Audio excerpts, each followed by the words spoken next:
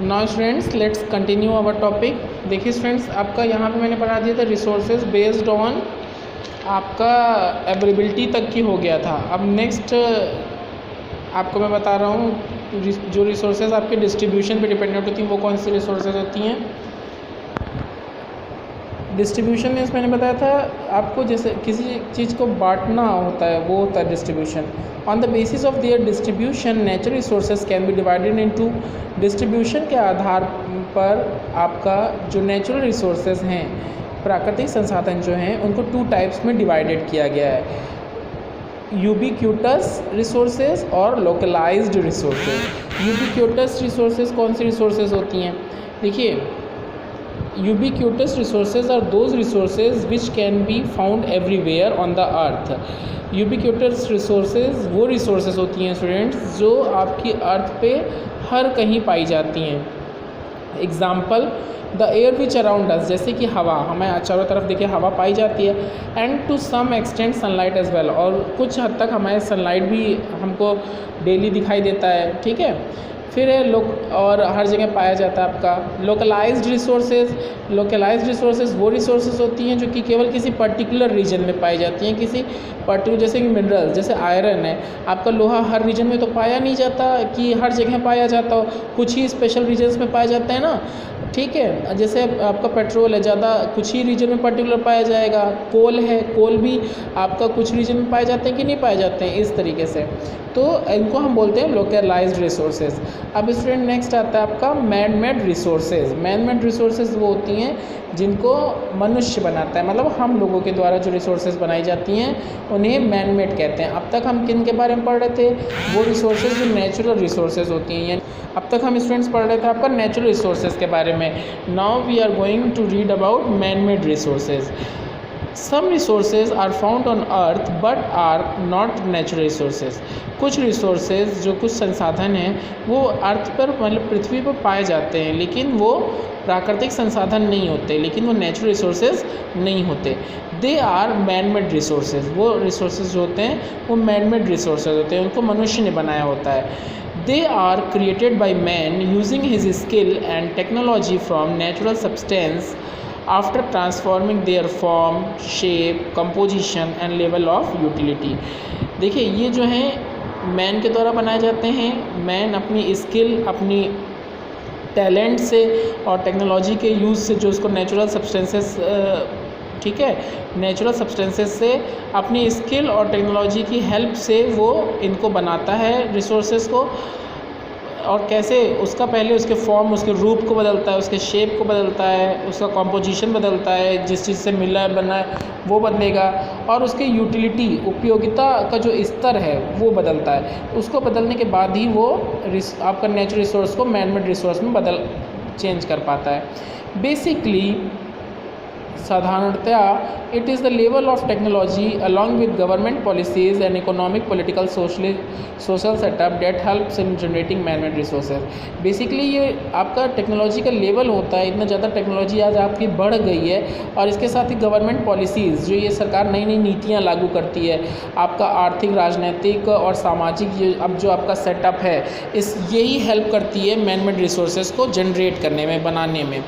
Buildings, आज देखिए बड़ी बड़ी बिल्डिंग्स लोग बनवा रहे हैं, road, railway track, airport, communication tower, advance machinery, furniture, automobile, ये सब क्या है? ये मैन मेड रिसोर्सेज ही तो हैं भाई, मनुष्य ने ही तो बनाया है। आपको ये जितना जो एडवांस मशीनरी दिखती है, फर्नीचर दिख रहे हैं, ऑटोमोबाइल्स दिखती हैं, गाड़ियाँ दिखती हैं तरह तरह की, तो ये रेलवे ट्रैक दिखते हैं, एयरपोर्ट, ये सब किसके द्वारा? ये भाई नेचर ने तो बनाया नहीं है, प्रकृति ने तो बनाया नहीं है, ये आप किसका बनाया? मैन ही ने तो बनाया है। बनाया हालांकि प्राकृतिक संसाधनों की मदद से ही है, लेकिन बनाया किसने? मैन ने, तो इसीलिए इसको क्या कहा गया? Man made resources. अब आता है आपका next human resources. Human resources क्या है? Human beings are very important natural resource. Human being जो हैं वो भी एक बहुत इंपॉर्टेंट नेचुरल रिसोर्स हैं। अब आप कहेंगे कि सर ह्यूमन बींग कैसे एक रिसोर्स हैं? Human beings can make the best use of other natural resource through their intelligence, knowledge, skill and the technology developed by them. जो ह्यूमन बींग्स होते हैं वो दूसरी नेचुरल रिसोर्सेज का बेस्ट यूज़ करते हैं, मतलब सही ढंग से इस्तेमाल करते हैं, अपने बुद्धिमत्ता से, अपने ज्ञान से, अपनी कुशलता से, और जो टेक्नोलॉजी उनके द्वारा डेवलप की गई है उनसे जो जितनी भी प्राकृतिक संसाधन हैं उसका बढ़िया इस्तेमाल करते हैं। They are able to change natural resources into a range of valuable products. देखिए, जो ह्यूमन है, मनुष्य जो हैं, वो इस बात में सक्षम है कि वो नेचुरल रिसोर्सेज को आपके काफ़ी ज़्यादा रेंज में वैल्यूएबल प्रोडक्ट्स में बदल सकते हैं। Moreover, human beings are only the resource that have the quality of improving and refining their skills. इसके अलावा ह्यूमन बींग्स वो रिसोर्सेज होती हैं जिसके अंदर ये गुण भी होता है कि वो इम्प्रूव कर सकती हैं, सुधार ला सकती हैं, और अपने स्किल्स में, अपने जो उनके क्वालिटीज़ हैं उसमें और ज़्यादा रिफाइनिंग कर सकती हैं, और ज़्यादा मतलब निखार ला सकती हैं। The quality of humans has help them create more resources. This quality of humans has help them create more resources which is called human resources development. ये जो क्वालिटी है इम्प्रूविंग की और रिफाइनिंग की अपने स्किल्स की, ह्यूमन की, वो उनकी हेल्प करती है जिससे कि वो और से ज़्यादा रिसोर्सेज को क्रिएट करें, बना सकें, जिसको हम ह्यूमन रिसोर्सेज डेवलपमेंट कहते हैं। Physical and mental both kinds of work help in using natural resources. चाहे फिज़िकल हो या मेंटल हो, ठीक है, आपका कैसा भी तरह का काम हो, दोनों ही तरह का जो वर्क है वो आपका help in using natural resources, वो मदद करता है आपका नेचुरल रिसोर्सेज के हेल्प से। दस ऑल द लेबरर, तो जितने भी लेबरर होते हैं, वर्कर होते हैं, डॉक्टर होते हैं, टीचर होते हैं, इंजीनियर होते हैं, और या दूसरे प्रोफेशनल होते हैं जो आपकी हेल्प करते हैं, वो सब क्या हैं? वो ह्यूमन रिसोर्स है। क्यों? क्योंकि डॉक्टर है, अब डॉक्टर क्या करता है? पेशेंट की हेल्प ही तो करता है। तो अगर डॉक्टर के अंदर ये स्किल ना हो, ये टैलेंट ना हो कि वो पेशेंट को ठीक कर सके, तो वो कहाँ से सही कर पाएगा? तो डॉक्टर भी क्या है? एक रिसोर्स है। क्यों? रिसोर्स की मैंने डेफिनेशन क्या बताई थी? वो हर चीज़ जो आपकी ज़रूरत को पूरी करती है वो क्या है? रिसोर्स है। टीचर आपको क्या देता है? ज्ञान देता है, नॉलेज देता है। तो आपका टीचर क्या है? अगर आप टीचर ना हो तो आपको नॉलेज कौन देगा? आपको कौन बताएगा कि कौन सी चीज़ सही है, कौन सी गलत है? ठीक है, तो ये सब आपकी क्या हो गई? ये रिसोर्सेज है। लेकिन ये कैसी रिसोर्स है? ह्यूमन रिसोर्सेज हैं। ठीक है, फैक्ट फाइल में क्या है? On the first Earth Day 22 April 1970 the Mother Earth has had 3.7 billion children. Now we are 7 billion. देखिए, जब पहला अर्थ डे मनाया गया था 22 अप्रैल 1970 को, तो आपका जो हमारी पृथ्वी माता थी, मतलब पृथ्वी को भी माता कहा जाता है, उनमें कितने लोग थे? 3.7 उनके चिल्ड्रन थे, बिलियन चिल्ड्रन थे। मतलब जैसे हम लोगों की जनसंख्या कितनी थी उस वक्त? 3.7 बिलियन। लेकिन अब हम लोग कितने हैं? अब उस समय 3.7 बिलियन थी, अब कितनी हो गई है? 7 billion. We have lost 50% of the planet's original forest cover in the last 30 years. पिछले 30 सालों में हमने जो हमारे प्लैनेट अर्थ का जो ओरिजिनल फॉरेस्ट कवर था उसे खो दिया है। Agriculture consume 75% of fresh water used. जो हमारा एग्रीकल्चर है, जो कृषि है, वो लगभग फ्रेश वाटर का, मतलब साफ़ पानी का 75% एग्रीकल्चर में इस्तेमाल होता है। The grain in the ethanol that fills 1 SUB tank can feed 1 person for a year.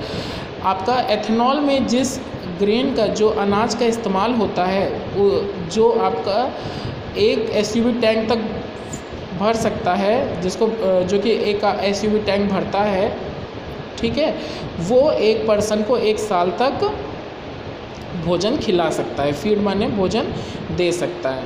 ठीक है, 1 साल का, एक पर्सन का 1 साल का वो अनाज बन सकता है। मतलब जो एक SUV टैंक में आपका एथनॉल में जो अनाज यूज़ होता है, एथनॉल एक कंपाउंड है, आपका लिक्विड है, जिसे आपका अल्कोहल होता है, शराब होती है, वैसे ही आपका एथनॉल होता है।